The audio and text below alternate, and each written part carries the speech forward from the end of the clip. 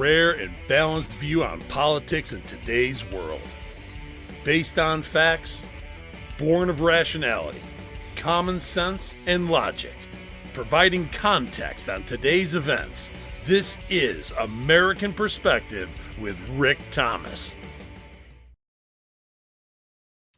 Hello, everyone, and welcome to American Perspective. You know what? I just realized I didn't switch over the pledge. So while I'm doing that, I'm sorry. I got I got sidetracked with a whole bunch of stuff going on. There is a lot to unpack here, folks.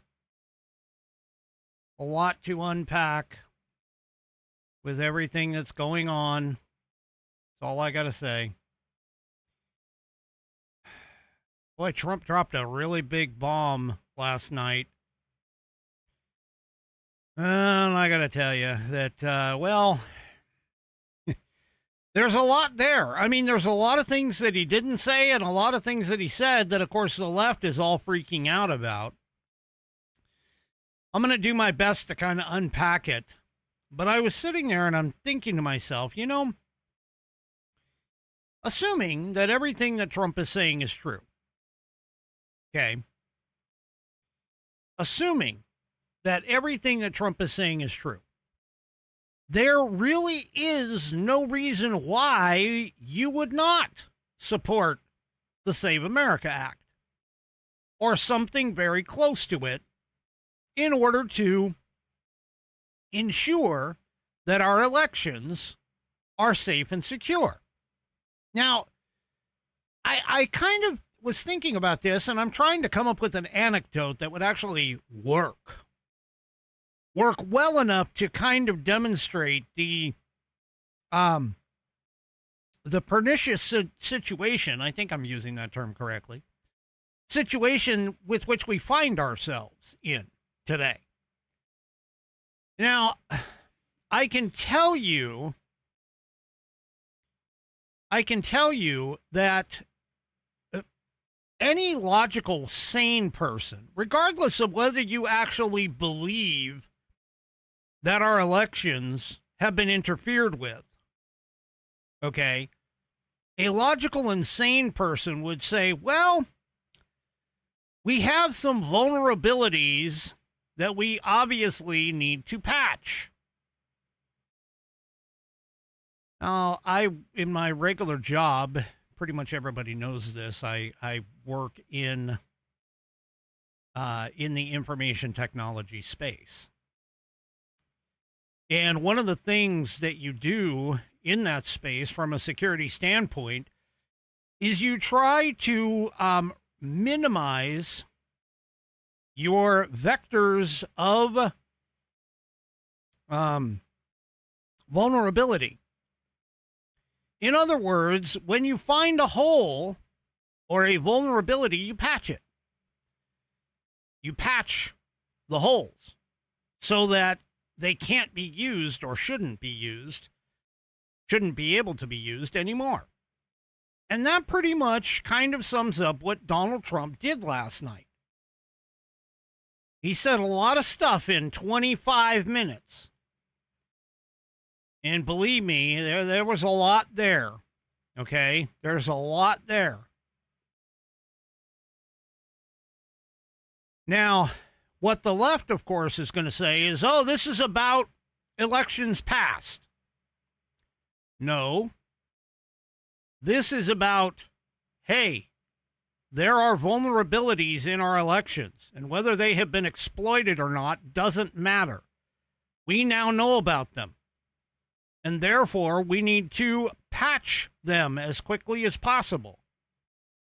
Because this isn't like a 0-day, which is another term in the IT space, meaning a vulnerability that has been discovered brand new. This is stuff that has been around, honestly, for a little while that nobody has bothered to even remotely patch or fix. Mostly because some don't want it fixed. They don't want things patched up because they like the way things are going. And so that, my friends, is pretty much kind of sums up what Donald Trump was attempting to get across last night was, folks, we got a lot of holes in our fence. We need to fix it. And we need to do it quickly.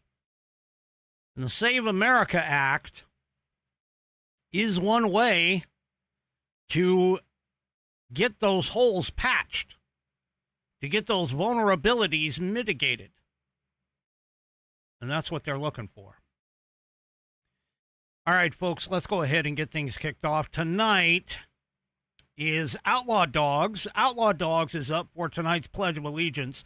So if you are of mind, please stand, remove your hat if you're wearing one, like me. Place your hand over your heart and follow along with Outlaw Dogs as she recites the Pledge of Allegiance.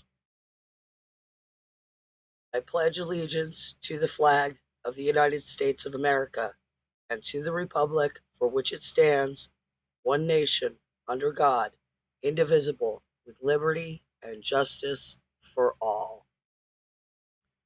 And I thank you, Outlaw Dogs, for that wonderful rendition of the pledge. If you would like to hear your rendition of the pledge played here on the program, all you need to do is record yourself reciting or performing the pledge in your style. Take that audio file, video file, whatever kind of file, attach it to an email, and then address that email to me. Send it to fans, F-A-N-S, at AmericanPerspective.online. That's fans, F-A-N-S, at AmericanPerspective.online. And I will get you into the rotation. I have 25 out of my goal of 26. I need one more. So if you have not done so, I would encourage you to please do so, because I'd like to get 26 by the end of 2026. If you utilize your phone to record your rendition of the pledge, then you can use the share option. That's the S-H-A-R-E option. And you'll be able to forward that or share it to me by putting in fans, F-A-N-S, at AmericanPerspective.online. And I will get you into the rotation as soon as I can.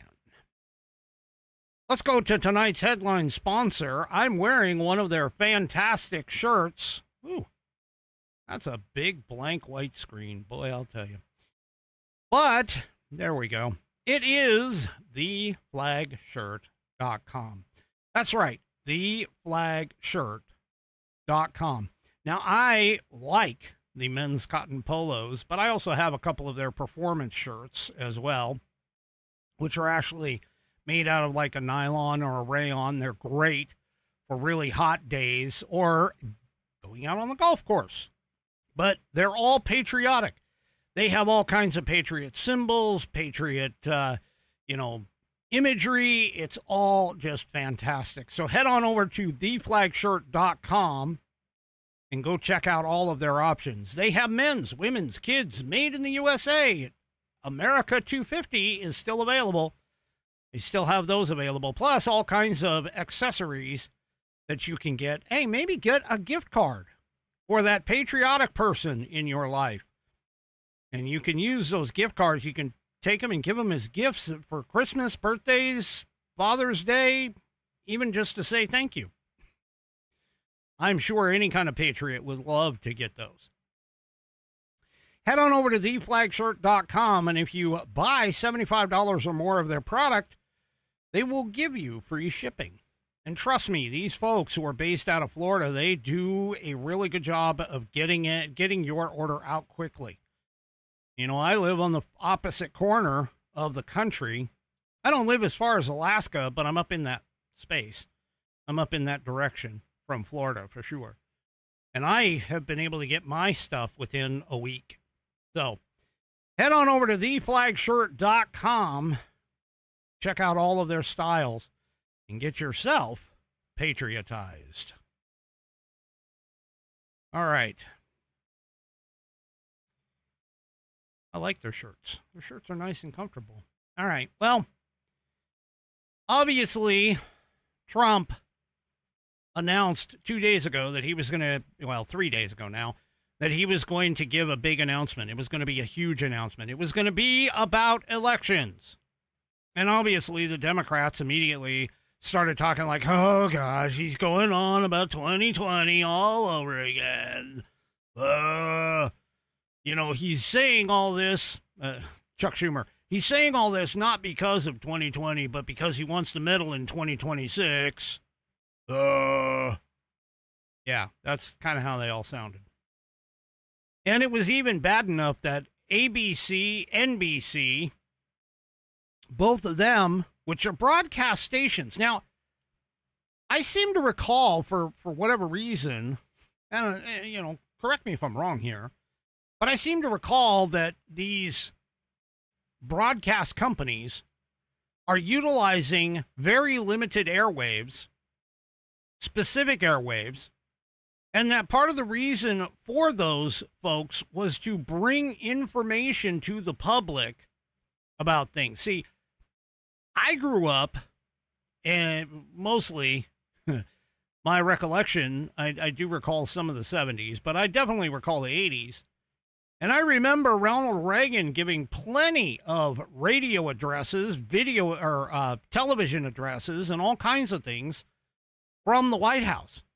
And whenever that happened, ABC, NBC, CBS, which were the three broadcast stations that were allowed back then, this was well before cable was even thought of.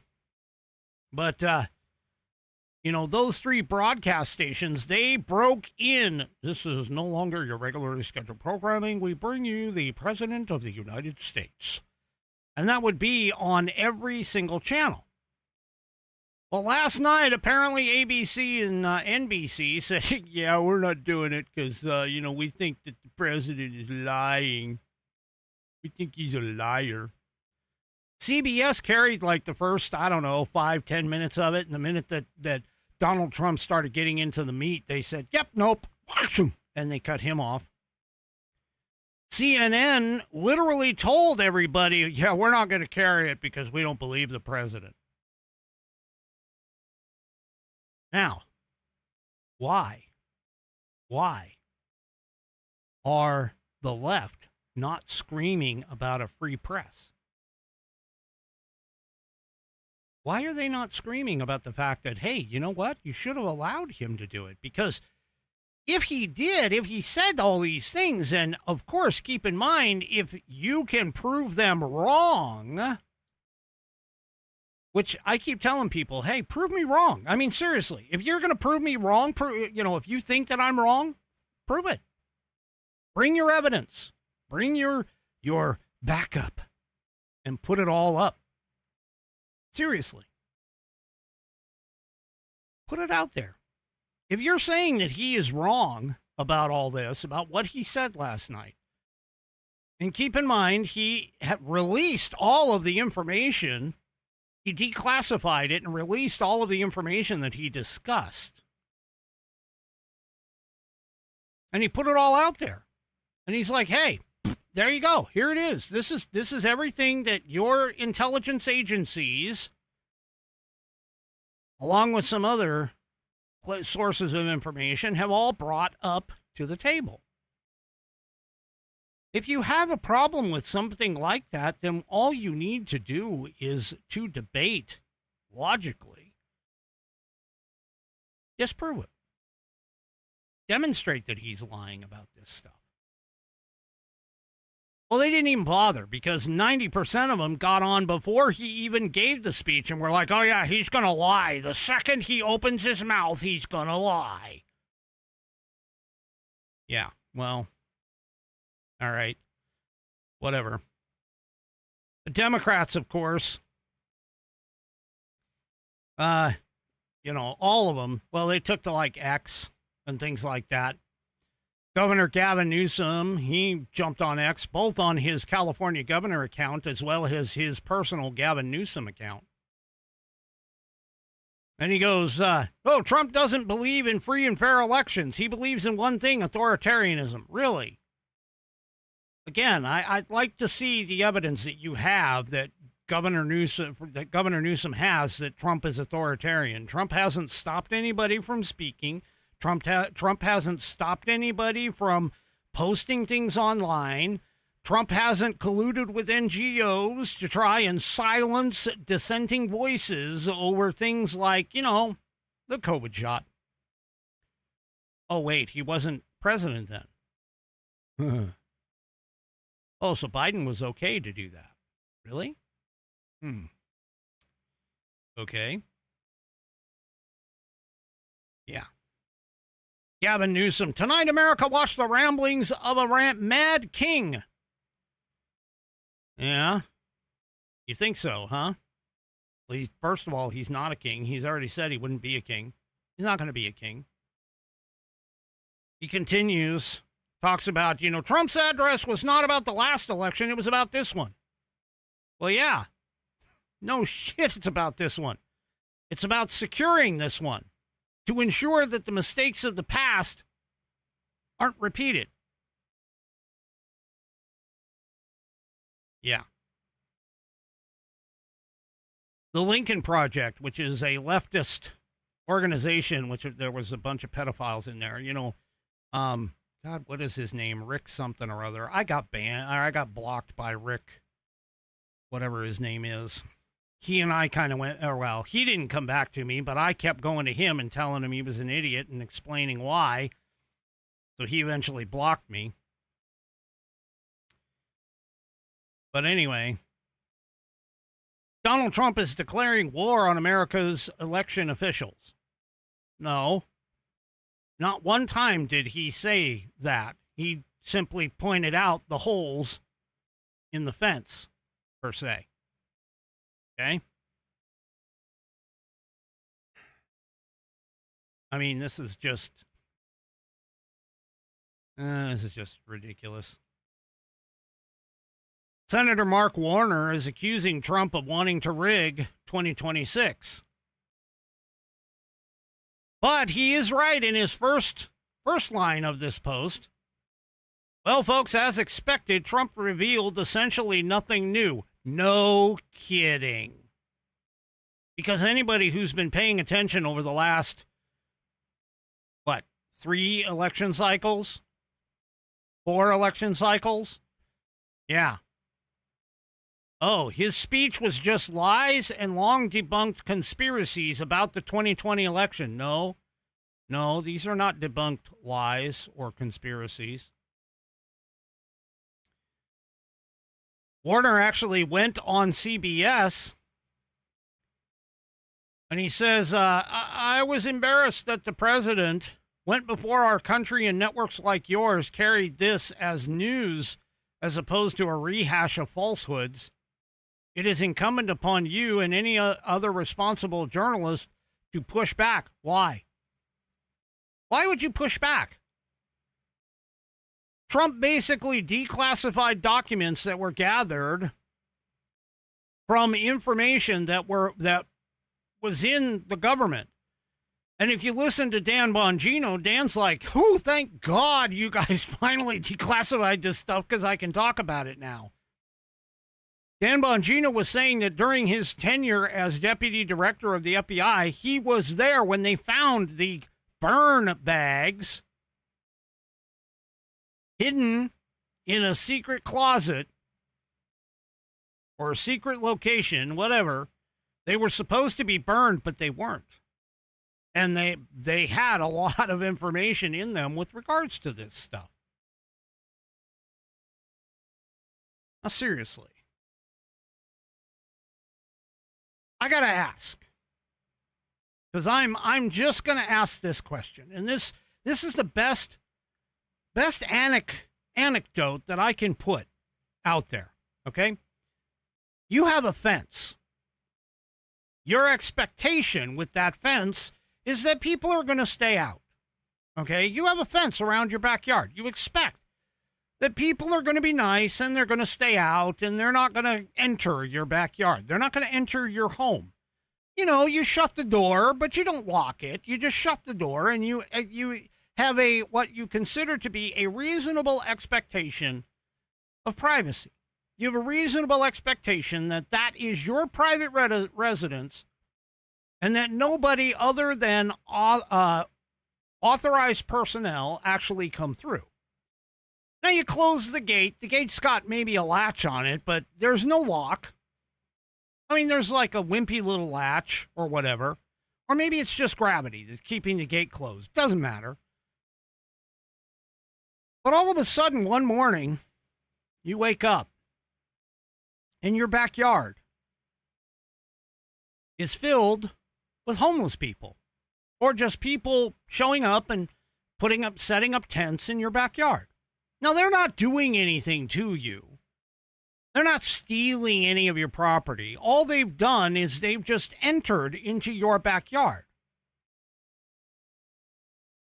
Now, the leftists would have you believe, oh, yeah, that's fine. You can go ahead and do that. Sure, come on in. You're not doing anything wrong, per se.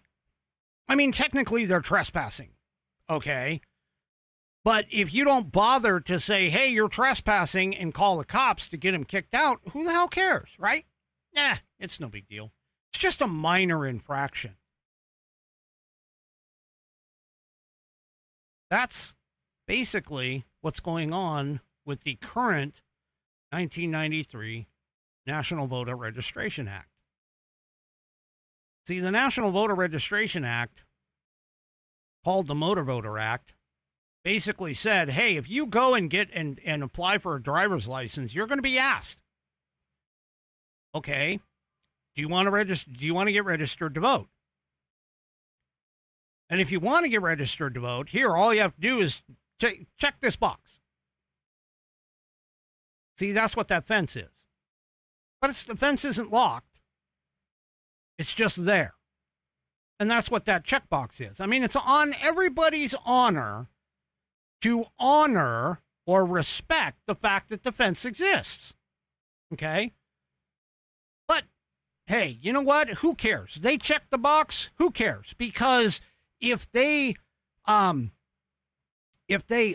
in the election, oh my gosh, they could, lose 5 years in prison, right? If they're not a citizen.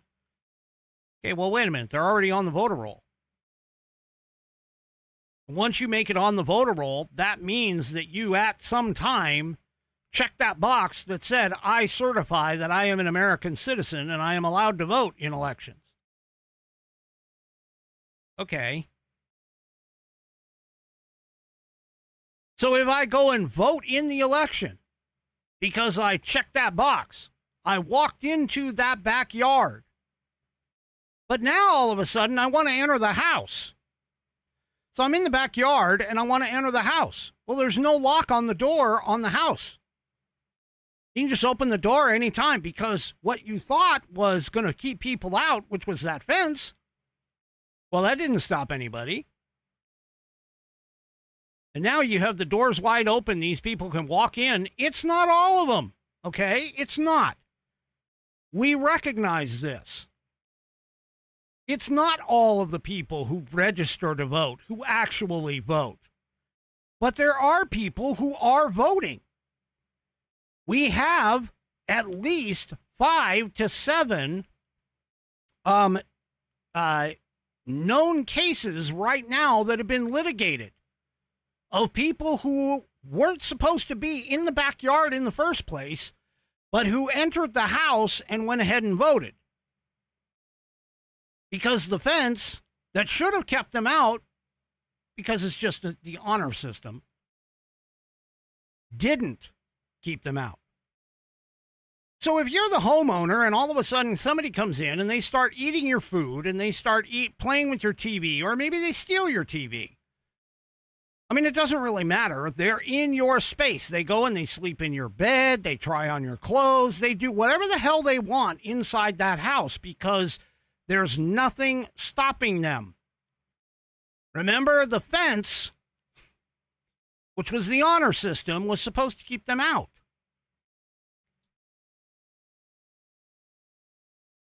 Yeah, petting your cat, hitting your wife, who knows, maybe even having sex with your wife. I don't know. Or your husband. Sorry, I didn't mean to go there, but, I did. Anyway. So what are you going to do? Well, the logical thing to do, and the person who is logical and reasonable goes, you know what? I think I want to start locking things. So where are you going to lock it? Where are you going to lock are you going to lock the door, or are you going to lock the fence? Well, the logical conclusion is to lock the fence. Keep them from coming into the yard in the first place. And that's exactly what the SAVE Act does. See, the SAVE Act has a lock on the fence. It's no longer the honor system to get into the backyard, to even get registered to vote, okay? There's a lock on the door, which basically says if you are not a citizen and can prove, or, sorry, let me rephrase that. If you are a citizen and can prove you are a citizen, then we'll give you the key to the gate and you can get into the backyard. Okay, that's step one. Step two is you lock the door to the house. But the door to the house is not quite as sturdy of a lock because you've already stepped into and been proven at the gate. You've already been proven at the gate that you have a right to be in the backyard now. So the lock on the door is just, hey, you need to show a picture ID as to who you are. That you are who you say you are. That you are the person who is the registered voter that passed through that locked gate initially. That's called defense in depth. That's called security layers. So now you have a two-step process. First, you have to get into the gate, into the yard, which is the registration part of it, part of voting. So you have to prove you're a U.S. citizen and can vote in elections.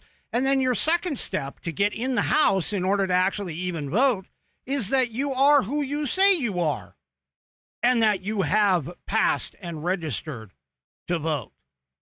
That you are a U.S. citizen, that you're registered to vote, and you actually are the person whose name is on the ballot. And that is simply, as simple as I can put it, in terms of what the SAVE Act is doing. It would be no different than if somebody did that with their house. All of a sudden, you lock the gate, and then you start locking your door. And these people who've been coming in, whether they just come into the yard and hang out in the yard, or they head on over to the house and come in and start taking your food and doing all kinds of other stuff, doesn't make a difference. That's probably about the simplest way that I can think of to explain what it is that we are attempting to do. Because as of right now, everything is on the honor system. And it gets even worse, by the way, when, and I'm just talking about not mail-in voting, but I'm talking about regular going to the poll voting. When you start adding mail-in voting, it actually gets even worse. Because with mail-in voting, there is no door.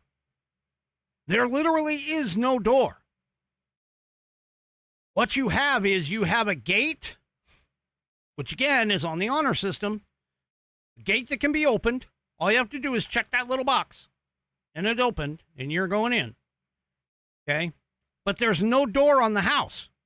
Because with mail-in voting, there is no verification other than a signature, and God knows whether or not that signature, the signature could match, could not, who knows? Because none of these people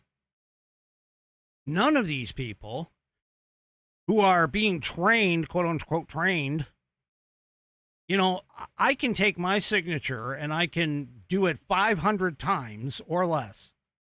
And I could hand it over to somebody and they could probably say, yeah, that one looks like yours. That one doesn't, you know, so on and so forth. Or even better yet, I could sign my signature and have my family members, all of them, sign my signature. And the chances that somebody's going to catch, somebody relatively untrained is going to catch which signature is mine, who the hell knows? See, this is what the left is worried about. Because as of right now, there are so many holes in the fence. And it's so easy to not only get inside the yard, but even to get in the house. Whether it happens or not doesn't make a difference, okay? That's not the point. The point is you have people getting into your backyard because you are looking at the fence. Oh, that's a deterrent. No, it's not. The gate is wide open. All somebody has to do is pull that, unlatch the latch, however that latch is, which is essentially the equivalent of checking that box, I certify that I can vote in elections. See, this is the problem.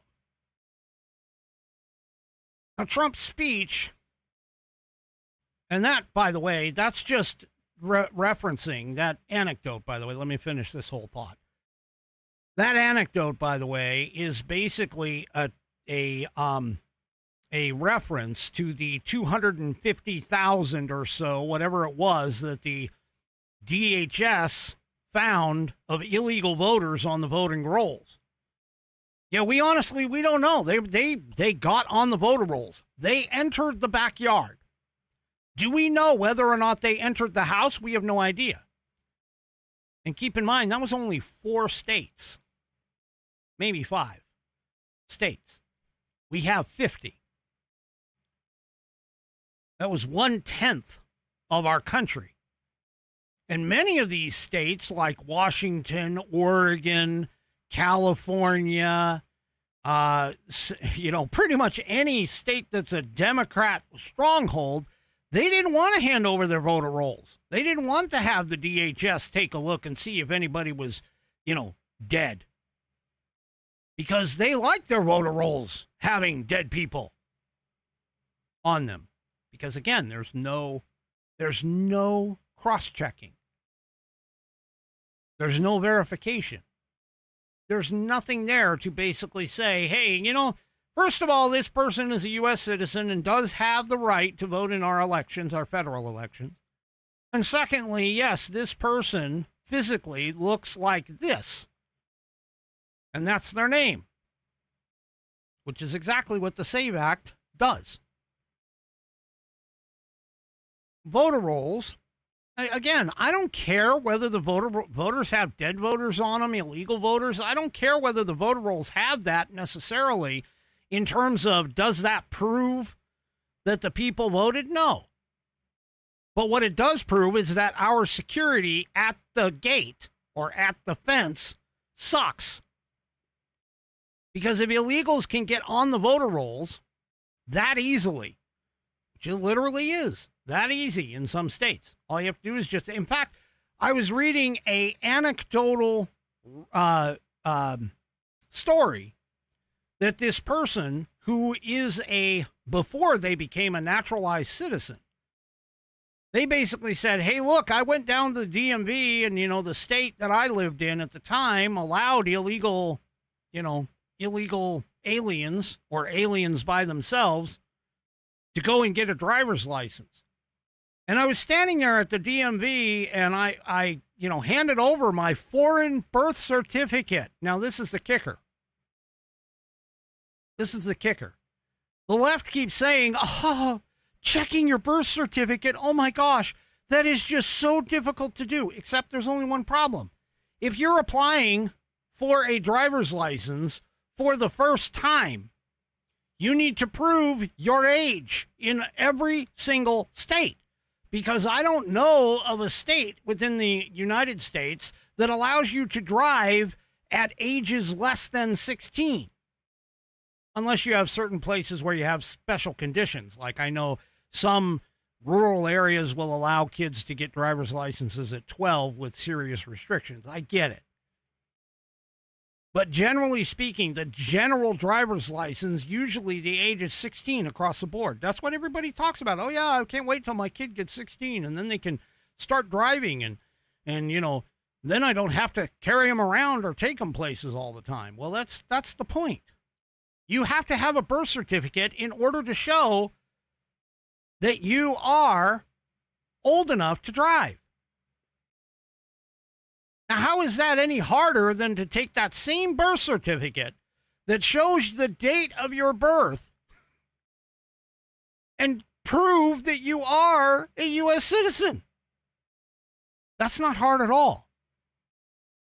And you can't even vote at 16. You vote at 18. So you go in, you get your driver's license, you show that you are of age, and at the same time, they could even go and say, oh, okay, well, we notice you're a U.S. citizen. Tag your file that way. Yeah. I mean, seriously, I don't understand how this is so much of a distressing situation for these people. You have your birth certificate. You have to have your birth certificate. You have to prove that you're a U.S. citizen in order to file an I-9 form for immigration to show that you can go and actually go to work. Seriously. There's no reason why this is so ridiculous to even be arguing about this fact. Because the Constitution basically says that voting is reserved for U.S. citizens. And now, believe it or not, it's even going to get even worse. You're going to have people coming back here who have never been here, who are quote-unquote U.S. citizens, come from other countries because they came here due to birth tourism that the SCOTUS allows now because they're stupid. At least 5 of them are. Anyway, it's going to get even worse. Now, Donald Trump talked about how China, and they apparently have evidence of this, that China was mounting a clear push to interfere and meddle within our elections. Now, I'm going to tell you, anybody who sits here and says that's a lie obviously hasn't been paying attention, because it was talked about Facebook. I don't know if anybody remembers these news articles. Facebook was being manipulated in terms of voter, not necessarily individual voters trying to influence the vote, but there was a whole bunch of misinformation that was running around out there, not only about Donald Trump, but also many other candidates.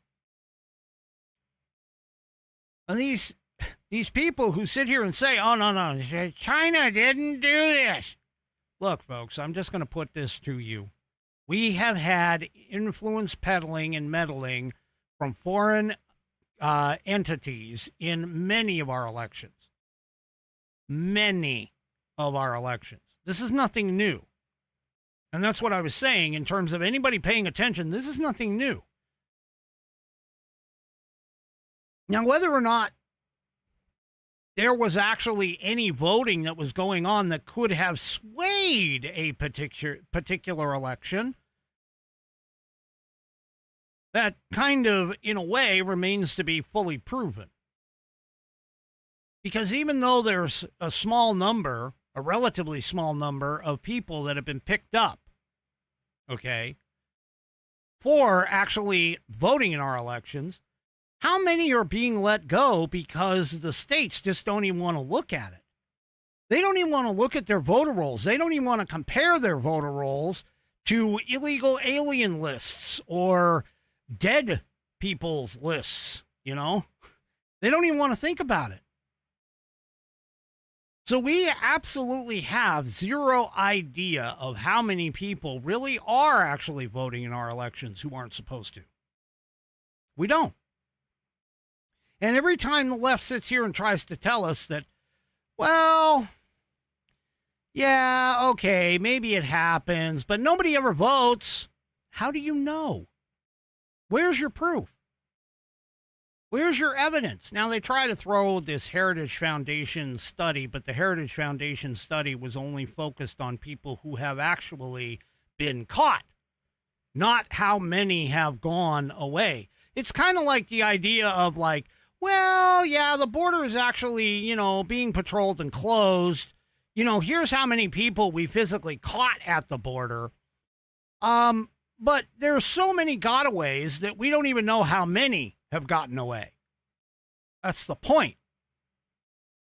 We can't know how many have been voting in our elections unless we are able to validate the voter rolls and the votes for those individuals. Now, Trump announced last night that there was an uncovering, that the intelligence community uncovered this, that there was a plan in 2020, and it was apparently implemented in a state like Michigan, that the Chinese created ballots with Joe Biden already selected. And they did this by using fake information collected from voter rolls that were made public. Now, I'm not saying that voter rolls shouldn't be made public because, let's face it, this is, our country is a very open society. We don't like secrets. We don't like closed books. See, we all believe that anybody should be able to take a look at your books because if you don't, you're hiding something.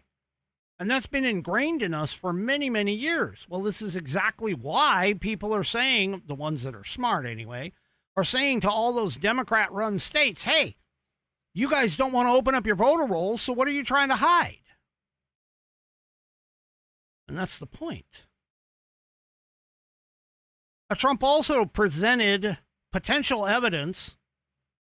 Don't know if it's malfeasance or misfeasance.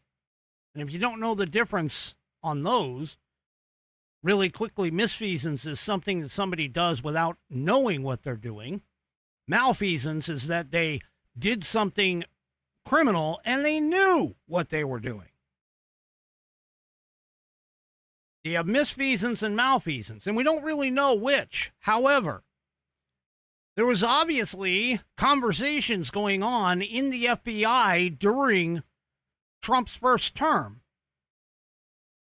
that was suggesting, hey, we know we have credible information that is going to show that the Chinese are looking to interfere in 2020's election because we don't want Donald Trump, meaning the Chinese, they don't want Donald Trump to be a second-term president. And so, therefore, we want from them, we want to have, Joe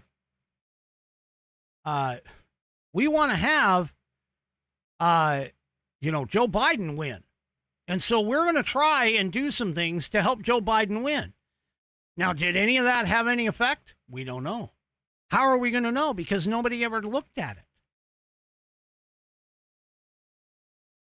Nobody ever really and truly looked at it.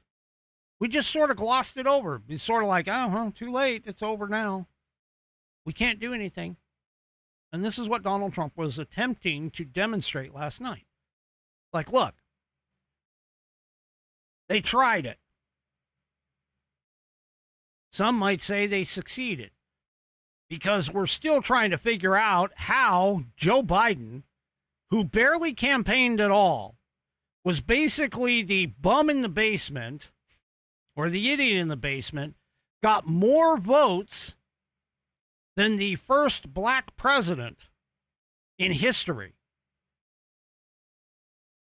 Now, somebody might say, well, you can't prove that.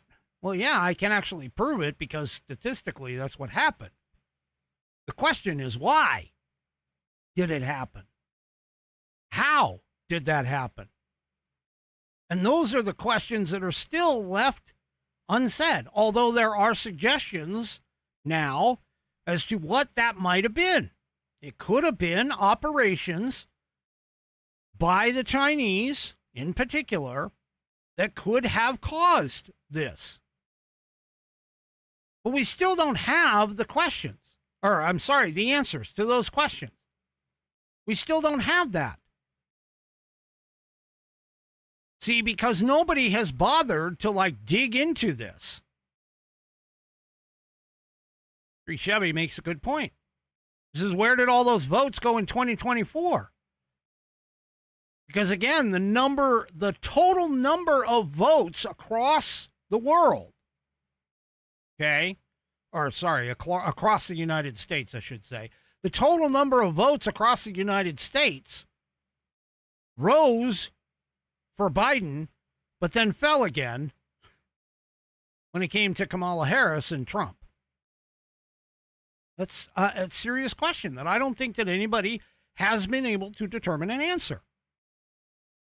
And so let's be honest here. Trump is not attempting, with his press conference last night, he is not attempting to relitigate 2020, unlike what the leftists are trying to make it sound like. He is basically using 2020 as an example of all of the things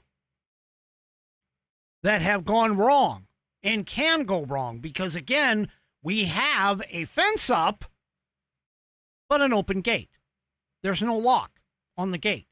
It can swing freely. It can open, it can close, it can, all you have to do is hit that latch, which basically is, I certify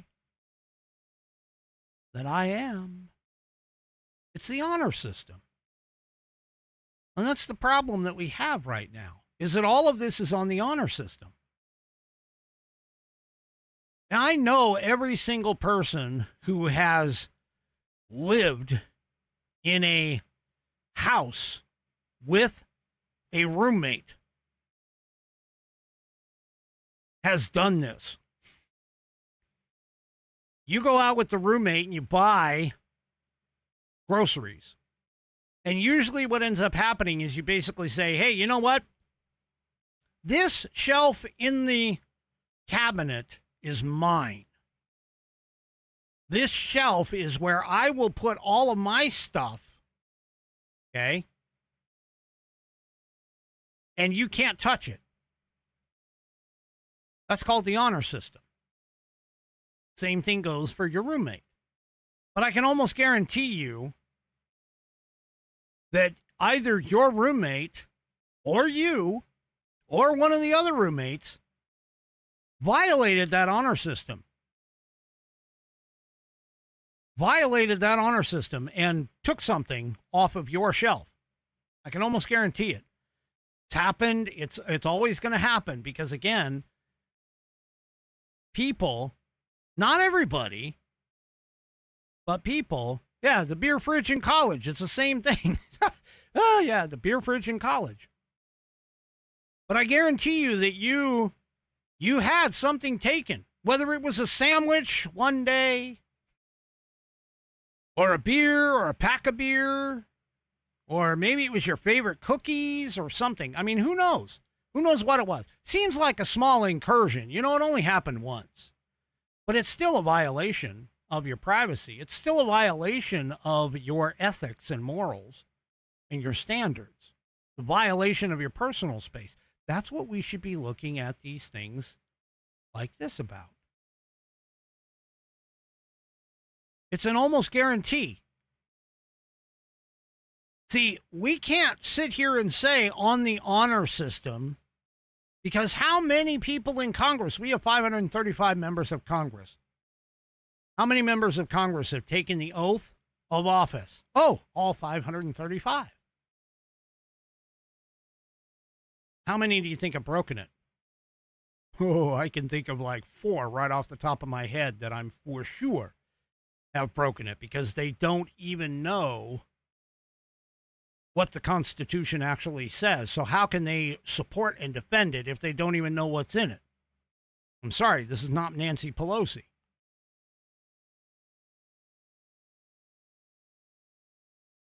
See, this is the thing.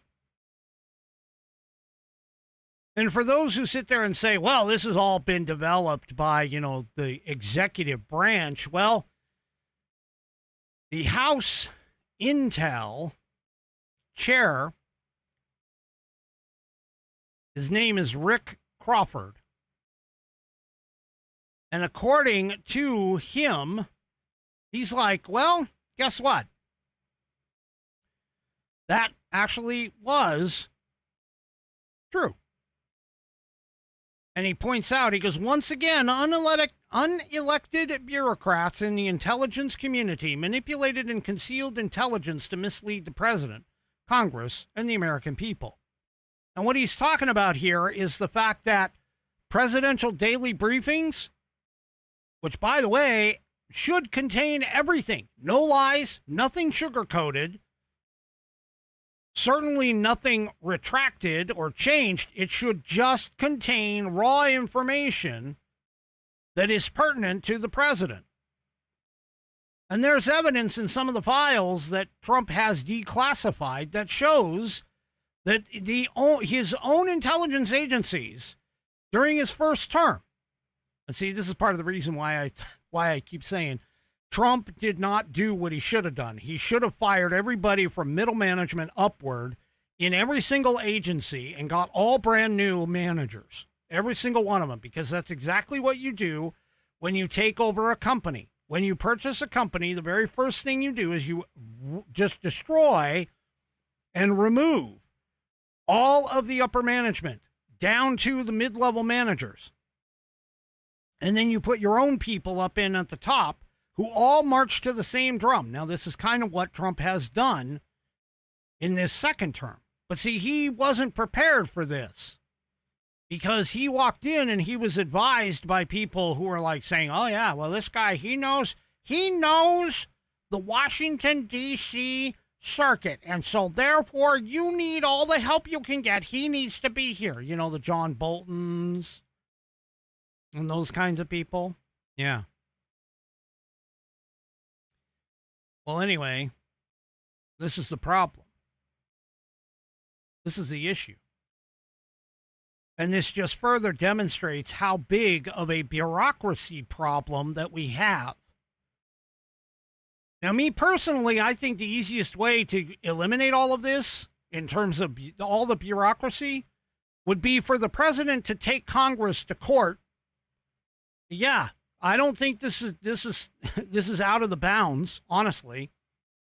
The president take Congress to court, sit in front of the Supreme Court, and force Congress to stand up there and explain every single law that is on the books today that applies to Article 1, Section 8 of the United States Constitution. I know it would take years for that to happen, for that to go on about. But honestly, the president should literally say, you know what? I support and defend the Constitution of the United States. I execute laws that are in conjunction with the Constitution of the United States. And until you can prove to me that this law is aligned with the Constitution of the United States and the limited enumerated powers that our federal government actually has, I'm not enforcing it. And then use his presidential power to fire everybody within those agencies that don't fall in that group and force the issue. Honestly, that might actually be a path. See, there's an article that I put in. This is in Twitchy. There's an article here and says it gets real. Post details, a post, meaning a article or social media post, details what can happen now that Trump has declassified the election interference documents. So apparently a retired Air Force colonel and longtime investigator, he's at Colonel Towner-Watkins. Well, at Colonel Towner is the ex-post name.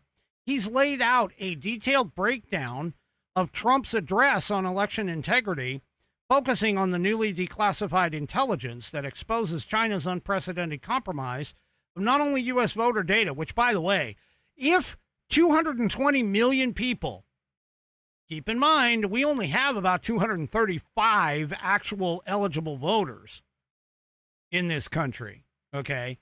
But if 220 million people's data has been released, sensitive data has been released by this breach, where's the lawsuit to sue the federal government for the same kinds of things that somebody like, well, I don't know, Capital One, Bank of America, whatever, any of these financial institutions that have breaches, or these medical companies that have breaches? Where's the lawsuit for all of this? Where's the lawsuit for this? It's opening up the government for a huge lawsuit should some people get together, band together, and go, you know what? I'm part of that 220 million people. And especially if they've gone through identity theft problems.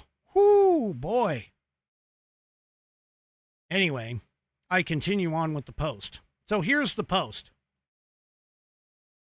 And these are some of the things that he outlines. He goes, I'd like to point out a few very important things. Number one, the documents that Trump declassified will expedite everything happening in the grand juries in what he calls Fort Pierce. I'm assuming that's in Florida. Fort Pierce, because the fact that they were classified drew out the timeline exponentially, and that isn't a small thing. So now that he's declassified, anything that's going on in terms of these grand juries that all have complained about the fact that it's classified information and it has to be checked to see if it's no, he declassified it. If he declassified it, that means that all of these cases are going to start moving forward fast. Second, he mentioned that the intel agencies, journalists, large U.S. corporations, unions, etc., were all involved with the U.S. government and China in as early as 2018 in interfering in elections, creating negative stories and undermining Trump. That, by itself, is treason. Now, keep in mind, the left keeps talking about 2016 and how Russia interfered in our elections in 2016. Now, all of that was made up. None of this is made up and was attempted to be hidden by certain individuals, apparently, within the intelligence communities. Now, here's number three. He specifically called out Obama's involvement in all of it. Now, I didn't catch that, but wow. If that is true, that is treason of the highest order by a former sitting president. Number four, this guy says, he confirmed that everybody that was involved in challenging the 2020 election who showed up in D.C. on January 6th were all correct. He noted that the FBI, the DHS, and the CIA and other government agencies worked to coup the country. And we knew this. I mean, anybody who was paying attention knew that there were deep state, we're going to call them deep state, the swamp, whatever you want to call them, bureaucrats who were allowed to stay in their positions that were undermining Trump every single chance they got during his first administration. We know this. He goes, they systemically, overtly, and consistently work to hide critical intelligence from the president.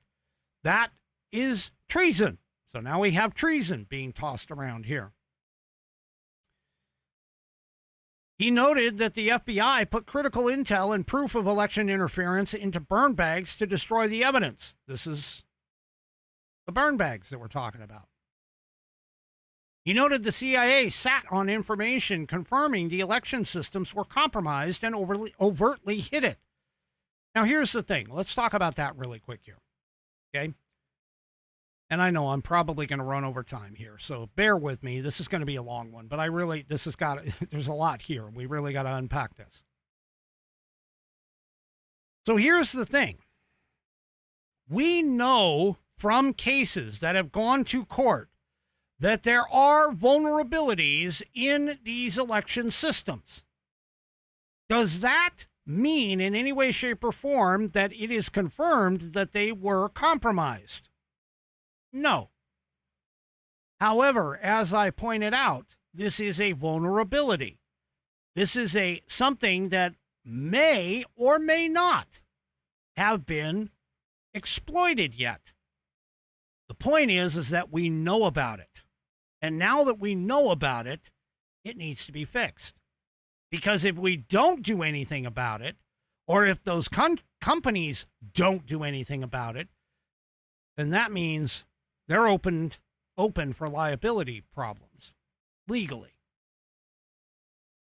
Now, the other thing that he noted was that there was an ongoing cover-up of the criminal conspiracy to overthrow the government that was being hidden by none other than the network broadcast agencies, NBC and ABC. Yeah. Now, this next piece is going to be crucial because, again, when you go and you notify somebody, let's say it's a business, okay? You notify that business is making an app. That app, okay, has a vulnerability. You make that vulnerability known to that company. You say, hey, you have a vulnerability in your app. It's leaking data and information, okay? And the company doesn't do anything. Well, if somebody is harmed by that app leaking that information, now they have culpable liability.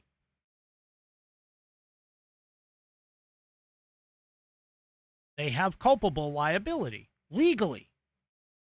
And so now that they've notified state governments that there is election data that is compromised, he's basically saying if you don't take action, you can be criminally liable. And you'll be guilty of conducting known fraudulent elections. Now, the FBI in, 2016, or actually in 2020, I should say, the FBI discovered that China was actually manufacturing ballots for Biden, and they covered that up. I recall, and I wish I probably have a link somewhere, but I recall there was news stories about this. And all of a sudden, they disappeared. In fact, I think I even mentioned it during one of my shows, and it disappeared. Now, keep in mind that the CIA, by itself, is required to inform Congress whenever they discover something like this, and they didn't. And instead, they signed documents stating that the 2020 election was the most secure in election history. Yeah. So, yeah. Most of this is, again, whether or not it actually happened and really changed something or whatever, all I'm sitting here saying is that what he is doing is he is basically putting forth the case of, hey, we need to do something about this. We know these vulnerabilities exist. We know that this is what's going on. And if you don't bother to fix these things, that means that you are now negligent and culpable for all of this. So, yeah. Now, this author who was talking about all of these points points out that, well, all of this is going to require the same organizations, whether it's the DHS, CIA, FBI, so on and so forth, to launch investigations inside their own organizations. And from his experience, and from all of ours too, that never works. It's like having your brother investigate why the cookies were stolen from the jar when he was the one who stole them. So, yeah, that's never going to work. But what is possibly going to work is now that it's been thrown out on the table and in the public sphere, it's kind of like, if you think about it, it's sort of like Watergate. I mean, until Woodward and Bernstein actually broke the story about all of the stuff that went on behind it, there wasn't any moral outrage that was going on. And so once they broke the story and they proved that what they knew, which was essentially that the Republican National Committee broke into the DNC's, the Democrat National Committee's headquarters, and even better, that there was a possible connection to the President of the United States, Richard Nixon, yeah, that caused some serious problems. It caused a whole bunch of issues. So my encouragement here is just to basically say, let things marinate. Because I promise you, what this demonstrates is while you look out over the pond and you see those ducks, they appear to be just gliding on the surface. Those little legs of those ducks are underneath, churning and pumping and pushing hard. So even though we may not see some of the things that are happening, there are things happening. And we just need to be patient and understand that, yes, it is going to take some time. The question that should be on everybody's mind is whether or not that hourglass of the next roughly 2 years is going to be lights out and empty before all of this comes to light.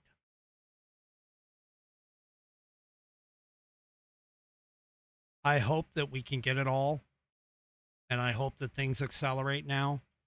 And I hope that we are able to get some sort of satisfaction out of all this. And again, whether or not somebody goes to jail or not doesn't really, I mean, it would be satisfying, don't get me wrong.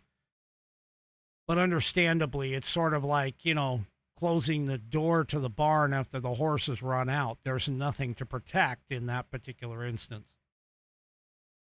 But what we need to do is we need to secure things moving forward, and this is where things are important. This is where the Save America Act comes into play. It's a prophylactic, folks. It's preventative medicine. It has nothing to do with fixing past elections. What it does have everything to do, though, is prevent this from happening further. And it's this kind of evidence that demonstrates and shows, look, again, like I said in my analogy, the fence is there. We put up the fence. The fence is the Motor Voter Act of 1993. The problem is the gate's still open, and anybody can flip that switch on the gate and get into the yard. Now, whether or not they enter the house is entirely anyone's guess at this point. But the fact of the matter is we got to prevent them from getting in the yard so they can't access the house at all. And that's my point. Alrighty, folks, that is it for me for this evening. Do me a favor, if you haven't already, head on over to rumble.com, get yourself an account. It is free. And once you are signed up and signed in, make sure that you search out the American Perspective channel and hit that green follow button to get notified every time that I go live. Also, don't forget to go and check out pilled.net, Pilled.net. I'm streaming there now as well. You can go and check that out. Give me a red pill over there. That's a thumbs up, by the way. Speaking of thumbs up, before you take off, give me a thumbs up, thumbs down, or in the case of 3 Chevy, a thumb sideways or maybe one in an angle across all my platforms. Whether it is X, YouTube, Facebook, the aforementioned Rumble, and pilled.net, Pilled.net. Have a great rest of your evening. Tomorrow night, we will be back 6 p.m. Pacific, 9 p.m. Eastern Time, 1 hour later for Saturdays, for the next American Perspective. Have a great rest of your evening, and good night, everybody.